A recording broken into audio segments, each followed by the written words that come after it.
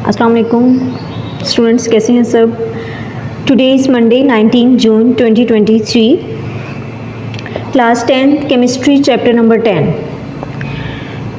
Today our topic is Bronsted Lowry concept of acid and base. Last video में मैंने आपको clear किया था Arrhenius concept of acid and base concept. आज हम डिस्कस करेंगे ब्रोंस्टेड-लोरी कॉन्सेप्ट। अगर हम कुछ लिमिटेशंस डिस्कस करें आर्हेनियस कॉन्सेप्ट की, तो उसमें ये था कि वो एक्वस मीडियम में तो एप्लीकेबल है, लेकिन वो नॉन एक्वस में क्या होता है, एप्लीकेबल नहीं होता। और उसमें क्या था कि हमारा जो एसिड है वो क्या करता है, हाइड्रोजन आयन देता है एक्वस सॉल्यूशन में, और बेस जो था वो एक्वस सॉल्यूशन से हाइड्रोक्साइड जो है वो लेता है।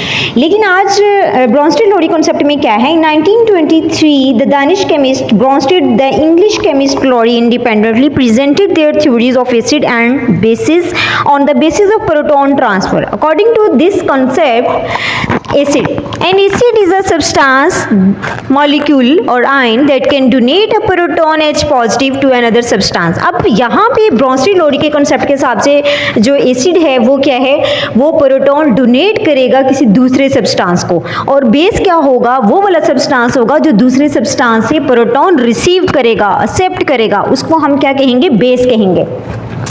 यहाँ पे हाइड्रोक्साइड आयन की कोई बात नहीं है। हमने लास्ट आर्हेनियस कॉन्सेप्ट में कहा था कि जो बेस है वो हाइड्रोक्साइड आयन देता है, जो एसिड है वो प्रोटॉन देता है। लेकिन यहाँ पे क्या है, एसिड जो है वो डोनेट करता है प्रोटॉन दूसरे सब्सटेंस को, और बेस जो है वो एक्सेप्ट करता है प्रोटॉन अनदर सब्सटेंस।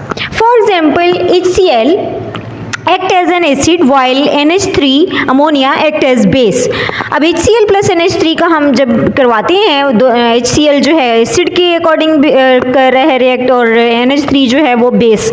तो यहाँ पे NH4 पॉजिटिव, अब बेस ने क्या किया है, यहाँ पे एक्सेप्ट किया है, यहाँ पे फिर NH4 पॉजिटिव बना है, और Cl नेगेटिव जो है वो एज इट इज आ जाएगा। सिमिलर अब यहाँ पे रिसीव भी हो गया और HCl ने दे भी दिया, मतलब एसिड ने भी दे दिया और बेस ने रिसीव भी कर लिया। तो यहाँ पे जो हमारा ब्रोंस्टेड-लोरी कॉन्सेप्ट है वो क्लियर हो जाता है। Similarly when HCl dissolve in water, HCl act as an acid and water as a base. HCl acid plus water as a base, water जो है अब क्या करेगा, एज अ बेस रिसीव करेगा प्रोटॉन, तो हमारे पास क्या बनेगा, H3O पॉजिटिव कॉन्जुगेट एसिड, और Cl negative as it is आएगा conjugate base. Basically conjugate means join together as a pair. It is a reversible reaction in the forward reaction. HCl is an acid that it donates a proton, where water is a base that it accepts a proton.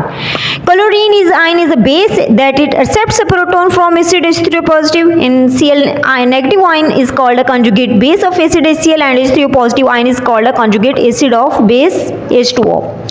It means every acid produces a conjugate base and every base produces a conjugate acid, such that there is a conjugate acid base pair. Basically conjugate acid है क्या, conjugate acid is a species formed by accepting a proton by a base। हमेशा conjugate acid जो है वो कब बनेगा, जब base जो है प्रोटॉन एक्सेप्ट करेगी, क्लियर। लेकिन कॉन्जुगेट बेस कब बनेगी, जब एसिड से क्या होगा, प्रोटॉन डोनेट होगा, तो हमारे पास कॉन्जुगेट बेस आएगी।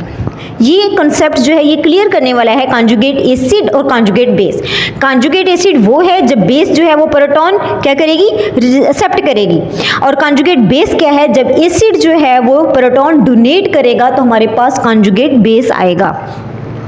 एक और एग्जांपल मैंने दी हुई है ऊपर, एसिड जो है CH3COOH प्लस वाटर जो है वो बेस एज एक्ट कर रहा है। तो यहाँ पे हमारे पास जब एसिड ने दे दिया प्रोटॉन, तो रिमेनिंग जो हमारे पास नेगेटिव आयन होता है उसको हम क्या कहते हैं, कॉन्जुगेट बेस, और वाटर ने रिसीव कर लिया है तो ये बेस था, तो यहाँ पे कॉन्जुगेट एसिड आ गया।